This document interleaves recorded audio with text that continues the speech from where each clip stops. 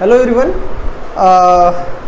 Last के videos में मैंने बात किया था कि बैक्टीरिया और उनका टाइप क्या क्या होता है, कैसे वो जो मैंने बताया कितने प्रकार के होते हैं। पिछले वीडियो में, इससे पहले वाला जो वीडियो था इसमें कि मैंने on the basis of shape and flagella बताया था, वो इंटरमीडिएट तक के लेवल पे है। और उसको हाँ अपर लेवल में कभी कभी होता है कि हायर क्लासेस से पूछते हैं, बट कभी कभी उतना नहीं पूछा जाता। अब आगे की बात करते हैं। एक हिस्सा जो आता है जो मेडिकोज में आ जाता है, पैरामेडिकल मेडिकल में जो एग्जाम्पल बनता है, और कहते हैं इस मेथड से इसको मतलब डिवाइड करते हैं, जो कि नॉर्मली इंटरमीडिएट लेवल पे नहीं मिलता। हालांकि अब नीट के एग्ज़ाम्स के लिए उसको भी प्रिपेयर करते हैं, उसको भी पढ़ते हैं, तो उसको देखते हैं आगे। और आज की क्लास में मैं बात करूँगा बैक्टीरियल सेल के बारे में। जैसा मैंने पहले बताया था प्रोकैरियोटिक सेल होता है, तो बैक्टीरियल सेल, फ्लैजेला, और कोशिश करूँगा कि मूवमेंट और इन सबको भी इंक्लूड करूँ, तो वीडियो ज़्यादा लंबा ना हो, क्योंकि होता ही बोर हो जाते हैं लोग, क्या फ़ायदा उसको। तो शुरू करते हैं। तो पहली चीज़ में जो मैंने कहा कि क्लासिफिकेशन का जो पिछला इससे पहले का वीडियो था, जिसको आप लोग उसमें प्लेलिस्ट मैंने पूरी बनाई हुई है इसके लिए, माइक्रोबायोलॉजी के अलग से, उसमें आप जाके बैक्टीरियोलॉजी चैप्टर पार्ट 1 देख सकते हैं। उसमें ये जो सेक्शन है, ये जो टाइप डिवाइड करने का तरीका है, इसमें क्या करते हैं कि बैक्टीरिया खाता कैसे, इन द सेंस खाता इन द सेंस कि भाई इफेक्ट कैसे करता है और किस तरह से रह सकता है, उस पर हम बात करेंगे। तो छोटा सा जीव है, नाक में दम कर देता है अगर बीमार हो गए, किसी को इफेक्ट किया तो। लेकिन ऐसा नहीं कि सारे बैक्टीरिया बेकार होते हैं, सभी नहीं। इनके भी कुछ अच्छे भी हैं, कुछ बुरे भी हैं, कुछ निठल्ले हैं, किसी काम के नहीं हैं। तो अब बात करते हैं। तो इनको हम डिवाइड करें अगर, तो पहला सेक्शन बनता है non pathogenic. Non pathogenic, non pathogenic यानी ऐसे बैक्टीरिया जो बीमारी नहीं कराते। इनको कह सकते हो good bacteria, this are good bacteria, या हमारे यूजफुल है, हमारे लिए है। अगर नहीं भी है तो हमको एटलीस्ट नुकसान तो नहीं पहुंचाएंगे। तो इनका एग्जाम्पल, सबसे अच्छा एग्जाम्पल है इकोलाई। इकोलाई सबसे अच्छा एग्जाम्पल है, जो कि हमारे इंटेस्टाइन में पाया जाता है। ठीक है, विटामिन ए के सिंथेसिस में हेल्प भी करता है ये, हमारे साथ हमारे शरीर में है। और ख़ास बात, मरने के बाद यही बैक्टीरिया जो है सारे काम करता है। तो शुरुआत में कोई नुकसान नहीं पहुंचा, जिंदा हो जब तक, तब तक तुम्हें कोई भी नुकसान इससे नहीं होने वाला है। तो इकोलाई, फिर लैक्टोबैसिलाई। लैक्टोबैसिलाई की जो स्पीसीज़ है, ये पूरी, ये हमारे नुकसान, ये हमारे फ़ायदेमंद है, इनका हम इस्तेमाल कर सकते हैं। ठीक है, फिर एक्टिनोमाइसिटीज जो स्पीसीज आती है, तो ये सब फ़ायदेमंद है, तो इनको हम नुकसानदायक नहीं कहेंगे। दूसरा जो आता है that is pathogenic. Pathogenic, pathogenic bacteria क्या है? देखो, यही जो बैक्टीरिया है बीमारी कराता है, और सारे फसाद की जड़ मोस्टली यही बैक्टीरिया होते हैं। ठीक, तो इनका जो काम है वो बस यही है कि होस्ट को पकड़ो, उसके ऑर्गन्स को, उसके न्यूट्रिशन को, कुछ भी जिससे डैमेज कर सकते हो करो, सिंपल सा। तो इसके तो जितना आप सोच सकते हो उतनी स्पीसीज हो जाएंगी, जैसे माइकोबैक्टीरियम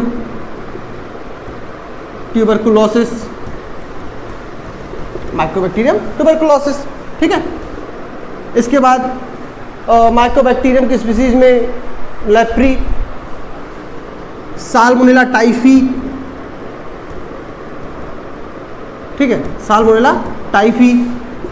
इसी तरह से क्लस्ट्रोडियम टिटैनी, विब्रियो कॉलरी, ये सब क्या है? पैथोजेनिक बैक्टीरिया, ये बीमारी करेंगे ही करेंगे। फिर तीसरा जो आता है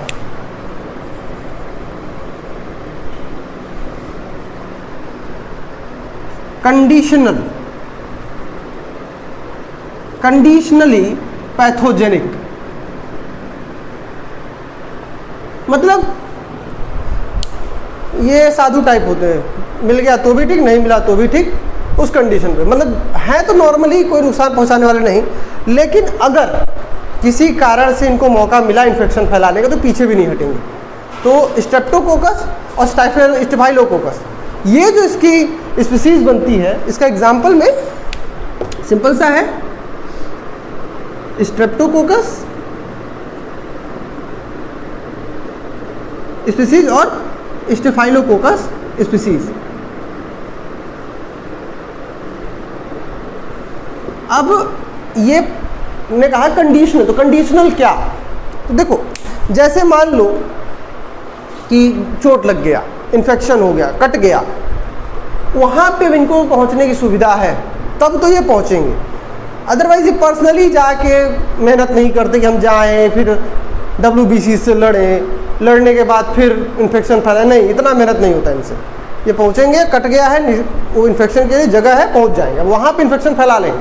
लेकिन शरीर के अंदर जाकर लड़ भिड़ के काम नहीं, शरीर के अंदर जाकर इन्फेक्शन फैलाना थोड़ा टेढ़ा काम होता है। इसके बाद है अपॉर्चुनिस्टिक।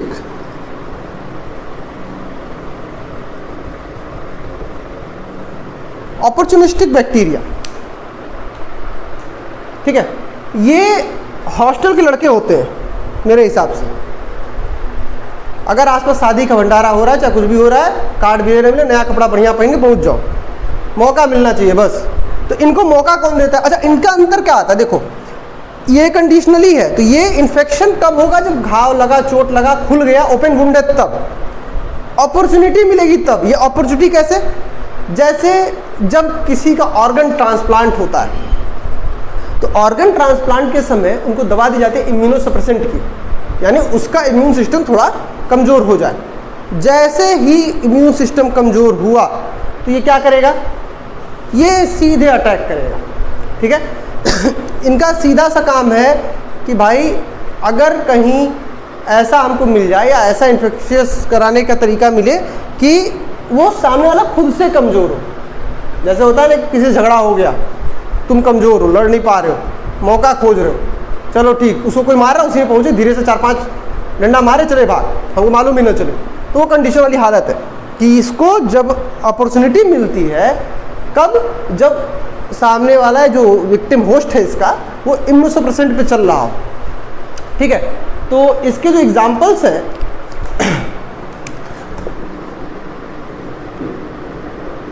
ऑरिगेनोसा, माइकोबैक्टीरियम,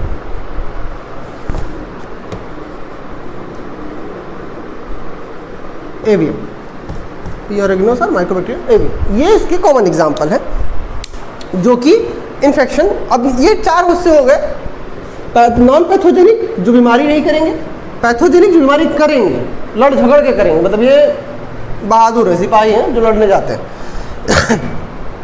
कंडीशनली पैथोजेनिक, मिल गया तो ठीक, ना मिले तो ठीक, जो दे उसका भी भला, जो ना दे उसका भी भला वाले पे है कि भाई कट पिट गया है, पहुंच जाएंगे, इन्फेक्शन फैला देंगे।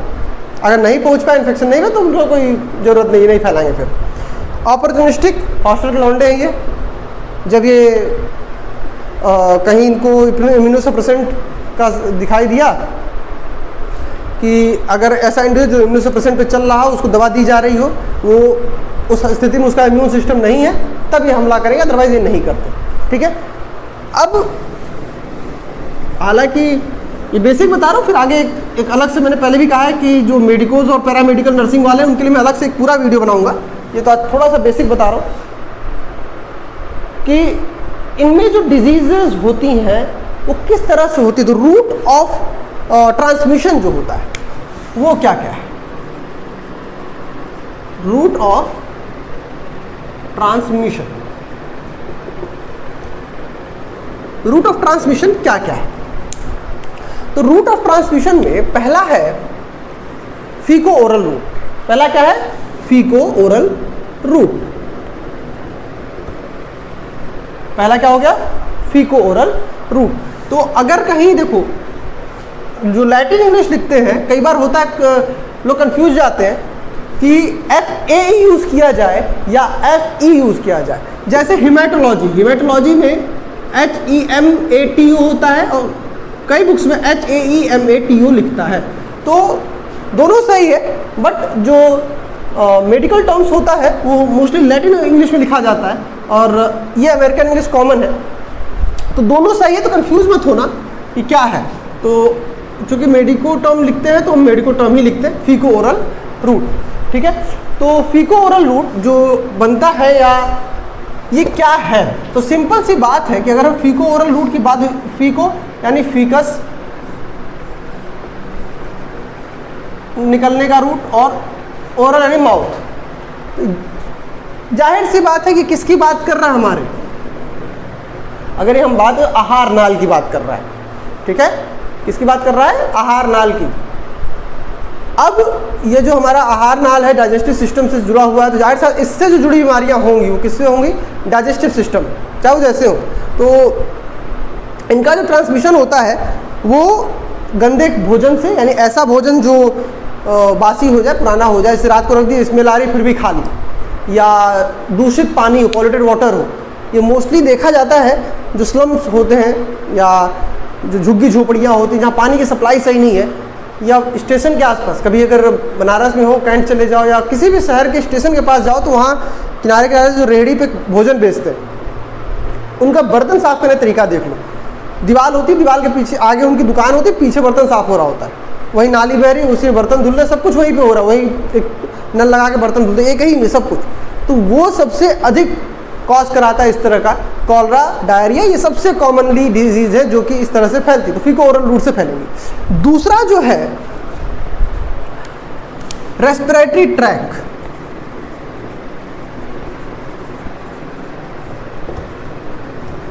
तो रेस्पिरेटरी ट्रैक जो है, रेस्पिरेटरी ट्रैक, नाक मुंह, यही दो रेस्पिरेटरी ट्रैक है मेनली।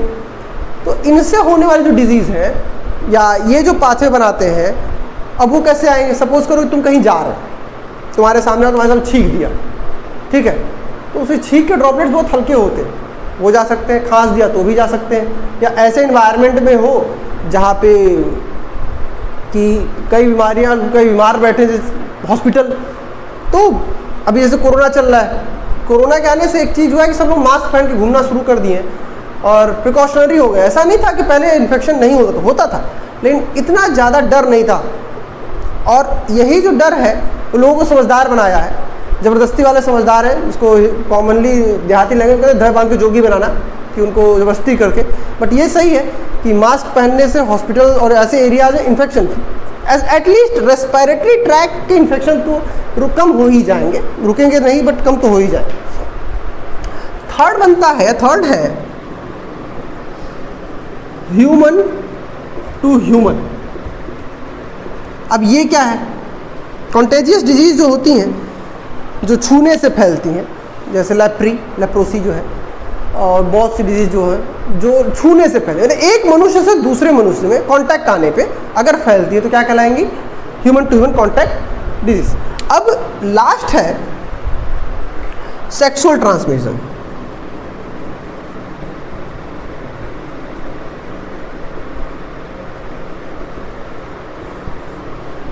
अनप्रोटेक्टेड सेक्स के थ्रू इसके फैलने का सबसे कॉमन पाथवे है, ठीक है, और most easy example gonorrhoea.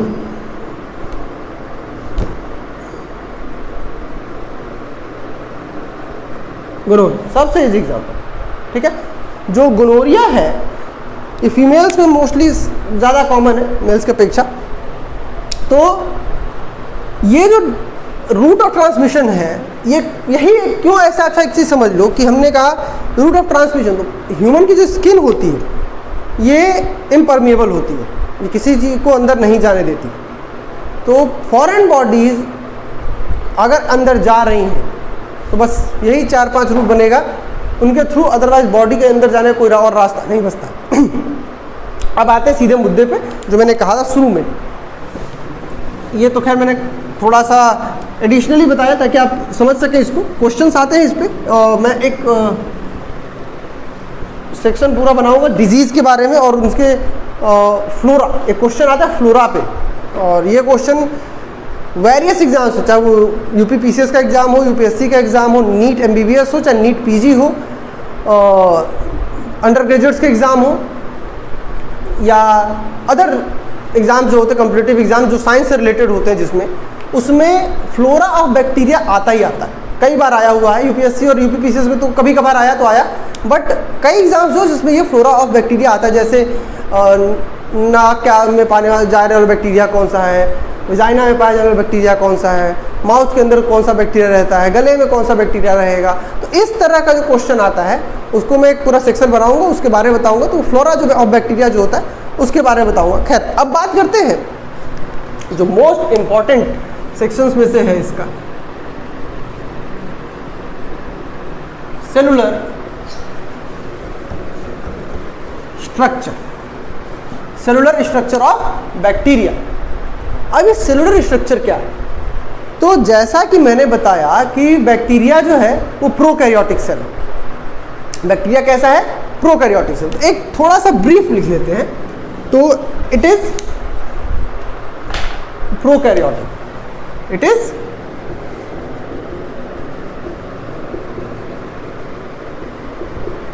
Prokaryotic. ठीक है, प्रोकैरियोटिक हो गया। Know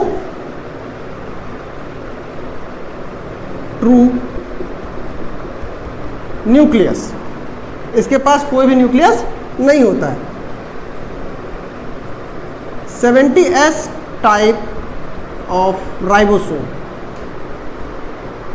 present. जो राइबोसोम होगा कौन सा होगा? 70S type. दो तरीके के होते हैं, 70S एंड 80S। तो 70S दो होते हैं, इसमें दो सब यूनिट होती है। ठीक है, 50 और 30 का। और इसी तरह से दूसरा जो 80S होता है तो 60-40 का होता है। तो ये जो सब यूनिट होती है इनको मिला राइबोसोम बनता है। और एक साथ दो मतलब ढेर सारे राइबोसोम ऐसे जुड़ जाए तो वो पॉलीसोम है। इतना तो जानते ही होंगे, बेसिक सा है, सेल जो पढ़े हो तो। ठीक है, no double membrane bound cell organelle. इसके पास double membrane bound cell organelle. Double membrane bound मतलब माइटोकॉन्ड्रिया, क्लोरोप्लास्ट, गाल्जी बॉडीज, ये सब इसके पे नहीं है। तो सेल वॉल अगर है भी, ठीक है, तो वेल डिफाइंड नहीं है। सेल वॉल तो है बट वेल डिफाइंड नहीं। वेल डिफाइंड जैसे कि मान लो कि जैसे प्लांट की सेल वॉल होती है वो मजबूत होती है, इसमें भी है लेकिन उतनी मजबूत नहीं कही जाएगी, बट हाँ है। तो ये तो हो गया इसका कॉमन सा सेलुलर स्ट्रक्चर। ठीक है, तो अगर आता है क्वेश्चन में कि बैक्टीरिया में या प्रोकैरियोटिक सेल में, कई बार होता है क्वेश्चन, मैं ये अभी जो बताइए वाला जो बताऊंगा ये 12th का है, कि कई बार आता है क्वेश्चन में कि ड्रॉ वेल लेवल डायग्राम ऑफ प्रोकैरियोटिक सेल। ठीक है, या ड्रॉ वेल लेवल डायग्राम ऑफ बैक्टीरिया। दोनों का आंसर एक ही होगा। चुपचाप बैक्टीरिया का स्ट्रक्चर बनाओ, सेल बनाओ, बस बात खत्म। तो अब बात करें अगर, तो इसके सेलुलर स्ट्रक्चर की। ठीक है, अब इसके सेलुलर स्ट्रक्चर की बात करते हैं।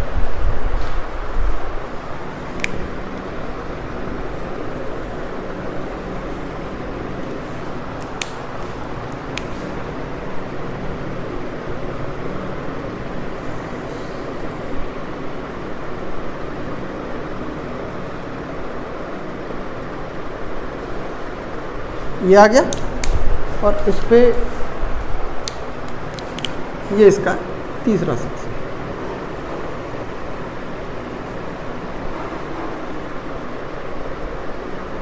अब एक खास, तो मैं इसमें कई चीज़ तो एक एक पीस सिंगल सिंगल बनाऊंगा ताकि जगह कम यूज हो। और इसमें पाए जाते हैं ऐसे फ्लैजला पाया जा सकता है,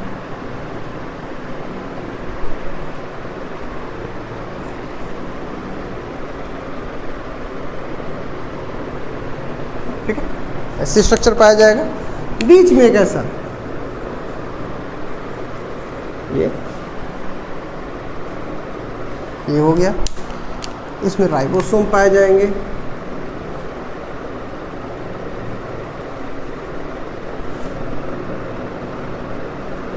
कुछ पॉलीसोम्स पाए जाते हैं। ठीक है, इस तरह से हो गए। तो अब मैंने एक एक बनाया है। ठीक है, अब इसका मतलब ये नहीं कि आप एक एक पे ही काम चला दें। आप चाहें तो बेसिकली 2 से अधिक या 4-5 भर सकते हो, कोई दिक्कत नहीं। मैंने सिर्फ एक एक बनाया है। अब ये क्या है नामकरण कर ले। तो ये जो होता है ये इसको कहते हैं पिलाई या फिम्ब्री, पिलाई या फिम्ब्री, ठीक है। इस पिलाई में एक थोड़ा सा लंबा और अलग दिखाई देता है, इसको कहते हैं सेक्स पिलाई।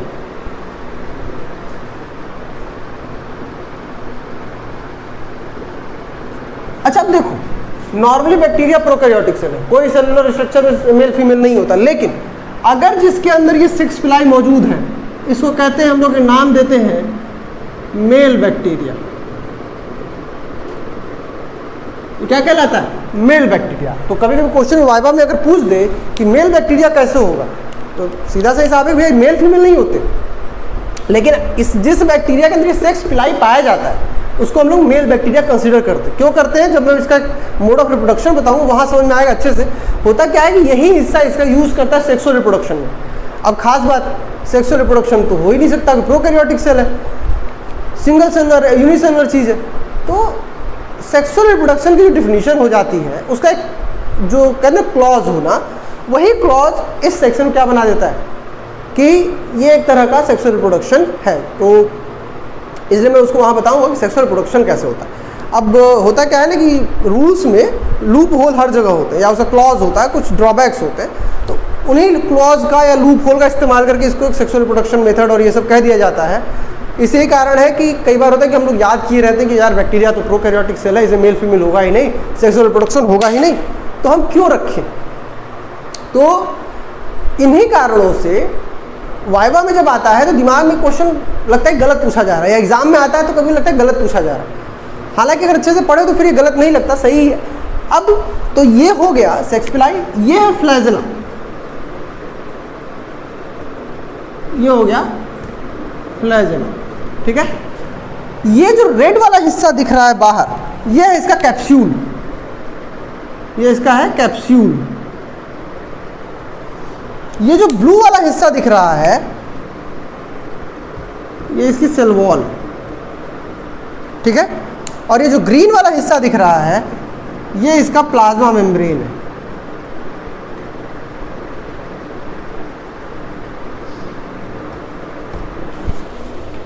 ठीक, तो अब देखो इसमें ये उभरा हुआ हमने एक चीज दिखाया है, तो ये जो है ना, इसको कहते हैं मीसोसोम या मीजोसोम। इसकी खोज की थी फिट्ज जेम्स ने, या जेम्स फिट्ज नाम है इनका, फिट्ज जेम्स, ठीक। इसको नाम देते हैं the mitochondria of bacteria. Actually हुआ क्या कि सबके दिमाग में हाइपोथेसिस है कि यार प्रोकैरियोटिक सेल है, माइटोकॉन्ड्रिया है नहीं, फिर भी जिंदा है। Mitochondria is the power house of the cell. तो अगर माइटोकॉन्ड्रिया नहीं है तो ऊर्जा कहाँ से ले रहा है, एनर्जी कहाँ से प्रोड्यूस कर रहा है, कुछ तो ऐसी चीज़ होगी। तो इन्होंने देखा कि जो प्लाज्मा मेम्ब्रेन होती है अंदर की तरफ मुड़ जाती है, इनफोल्डिंग हो जाती है उसके अंदर, और उसका एक स्ट्रक्चर बनता है, और वही जो स्ट्रक्चर है वो एनर्जी प्रोड्यूस करने का काम कर रहा है। इसको इन्होंने मीसोसोम नाम दिया और उसको कह दिया कि it is a mitochondria of the bacteria. ये इसके राइबोसोम्स है। तो मैंने पहले बता दिया है कि राइबोसोम कौन से होंगे, तो 70S। ये पॉलीसोम, ठीक है, ये क्या हो गया, पॉलीसोम। ये इसका साइटोप्लाज्म, इंटरनली पूरा साइटोप्लाज्म है। और ये जो बड़ा सा दिख रहा है इसका, इसको कहते हैं न्यूक्लियॉइड, और इसमें होता है डीएनए, ठीक है। इसमें क्या होता है, डीएनए। और ये जो हिस्सा दिखता है छोटा छोटा, कहीं कहीं कुछ कुछ ग्रेन्यूल्स दिखाई जाए या स्ट्रक्चर दिखाई देते, उसको कहते हैं साइटोप्लाज्मिक इंक्लूजन्स। ये क्या कहते हैं, साइटोप्लाज्मिक इंक्लूजन्स। चलो, तो अब जो स्ट्रक्चर बना, ये एक पूरा बैक्टीरियल सेल है, और यही स्ट्रक्चर प्रोकैरियोटिक सेल का भी है। तो हम एक एक के बारे में बात करेंगे, ठीक। तो अब जरा सा हम इसको साइड कर लें और इस इमेज को हटा दें, तो हमको क्या क्या दिखेगा। तो देखो, अगर हम बात करें बैक्टीरियल सेल की पूरी, तो हमको क्या क्या दिखा, तो हमको सबसे पहले दिखा कैप्सूल। सबसे पहले क्या दिखा, कैप्सूल। पहले हिस्से पे दिखा कैप्सूल, ठीक है। फिर फ्लैजेला, फिर सेल वॉल, फिर प्लाज्मा मेम्ब्रेन, फिर इसमें क्या दिखा, इसके नीचे इसका साइटोप्लाज्म। तो साइटोप्लाज्म तो बेसिक सा स्ट्रक्चर, तो उस पर हम नहीं जाते। तो इसका राइबोसोम, फिर न्यूक्लियॉइड, लीसोसोम, ठीक है। ये स्ट्रक्चर हमको बेसिकली दिखाई दिए, और फ्लैजेला के साथ ही हमको दिखा था फिम्ब्री या पिलाई। इतनी चीजें हमको दिखाई थी। तो अब हम इनके बारे में बात करेंगे। तो पहला जो हम पॉइंट लेते हैं, कैप्सूल। What is capsule?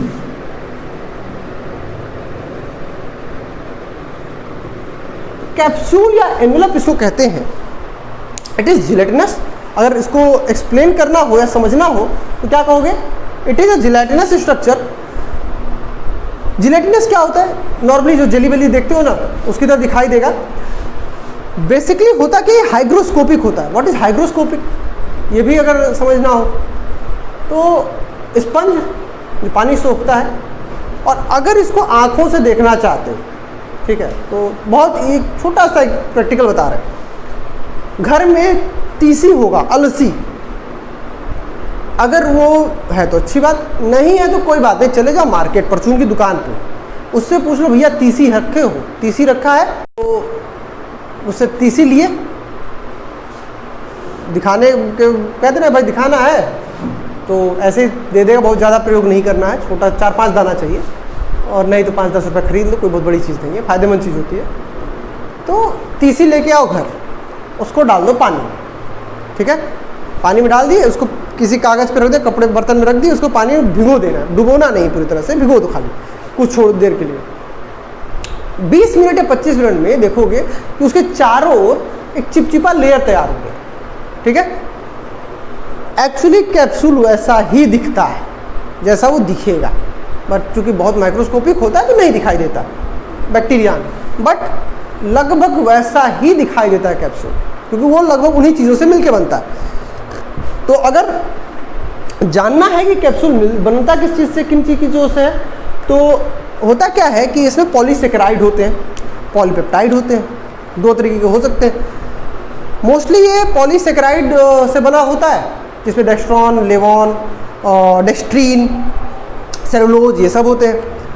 कुछ अच्छा पॉलीसेकेराइड है, होमोपॉलीसेकेराइड होते हैं, हेटेरोपॉलीसेकेराइड होते हैं। होमो मतलब एक ही टाइप का, ग्लूकोज हो गया तो ग्लूकोज से ही बनेगा, ये उस सब से। हेटेरो में बहुत सी जो D mannose, D glucose, galactose, D galactose, तो ये उसमें चला जाता है बहुत से टाइप में।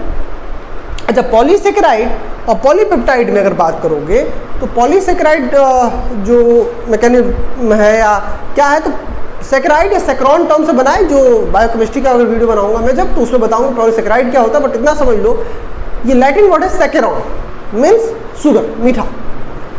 पॉली मतलब ढेर सारा। तो जब ढेर सारे शुगर के मॉलिक्यूल, ग्लूकोज के मॉलिक्यूल मिलते हैं, या अदर मॉलिक्यूल भी मिले, तो वो सब मिलकर एक नया स्ट्रक्चर बनाते हैं, उसको पॉलीसेकेराइड कहते हैं। अगर एक ही तरह का स्ट्रक्चर है, ग्लूकोज का हो चाहे सुक्रोज का, जिसका भी एक ही तरह का स्ट्रक्चर जा रहा हो, तो होमोपॉलीसेकेराइड कहलाता है।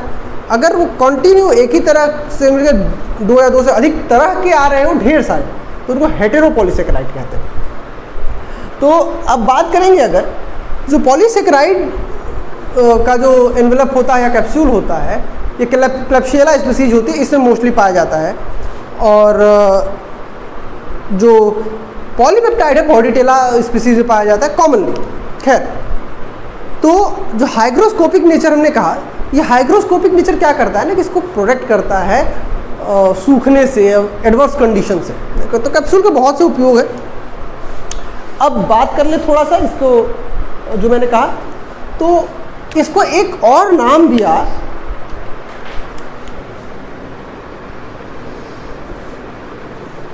ग्लाइकोकैलिक्स। एक और नाम दिया गया। क्या नाम दिया है? ग्लाइकोकैलिक्स। किसने दिया? कॉस्टर्टन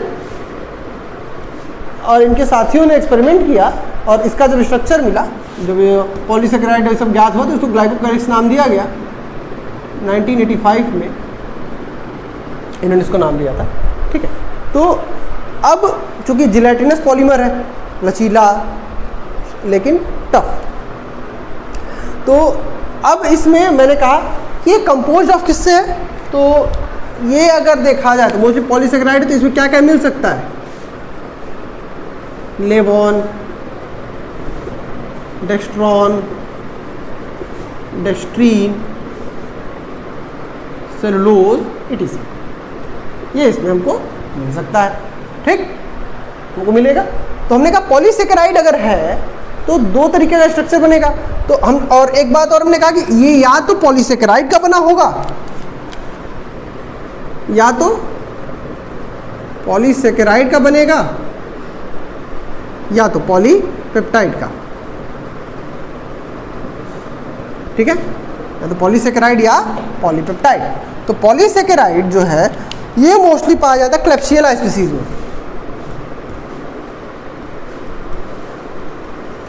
और ये जो है बॉर्डिटेला। जो पॉलीपेप्टाइड है वो किसे पाया जाएगा, बॉर्डिटेला स्पीसीज में, या कभी कभी होता है कि दोनों पाया जा सकता है, कुछ स्पीसीज ऐसी हैं जिसमें दोनों पाया जा सकता है। तो ये हो गया कैप्सूल। अब बात करते हैं फंक्शन ऑफ कैप्सूल की। ठीक है, ये तो हो गया। अब function of capsule, what is the function of capsule. ठीक है,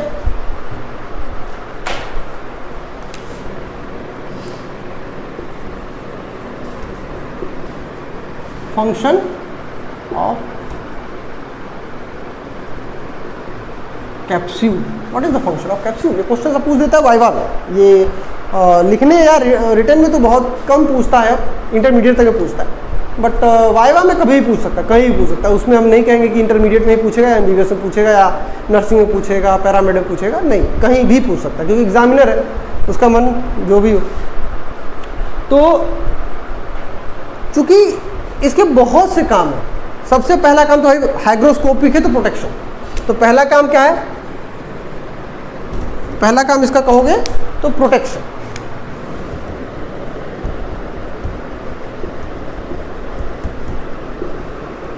प्रोटेक्शन किससे, एनवायरमेंट,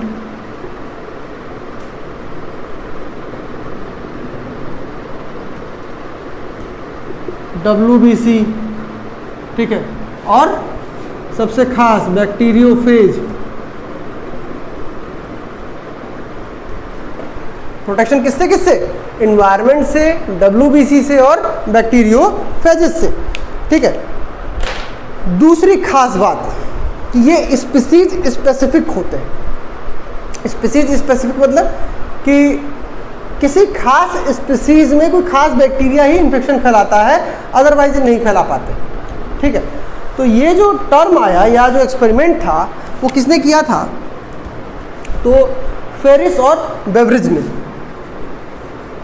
फेरिस एंड बेवरिज ने इसका स्टडी किया था, और इन्होंने बताया कि जो बैक्टीरिया का कैप्सूल होता है ना, वो आइडेंटिफाई कर लेता है, मतलब या स्पीसीज के लिए बना होता है, एक स्पीसीज को पर्टिकुलर बैक्टीरिया इन्फेक्शन करे, या ये बैक्टीरिया पर्टिकुलर स्पीसीज को ही इन्फेक्शन कर सकते हैं। तो इसका हमको फ़ायदा मिल गया इम्यूनोलॉजिकल डिफ्रेंशिएशन में। ठीक है, तो अगर पूछ दे बैक्टीरियल या बैक्टीरिया में इम्यूनोलॉजिकल डिफ्रेंशिएशन की थियरी या मेथड किसने दिया था, तो फेरिस और बेवरेजेस ने। कब दिया था, तो 1985, इन्होंने 1985 में दिया था। इस चीज़ को याद रखो। ठीक है, अब जो फंक्शन ऑफ कैप्सूल है ये मोस्टली इलेबरेट किसने किया था, तो जो मैंने बताया ना, कास्टर्टन। कास्टर्टन फंक्शन ऑफ कैप्सूल है, किसने इलेबरेट किया था, डिस्क्राइब किया था, तो कास्टर्टन।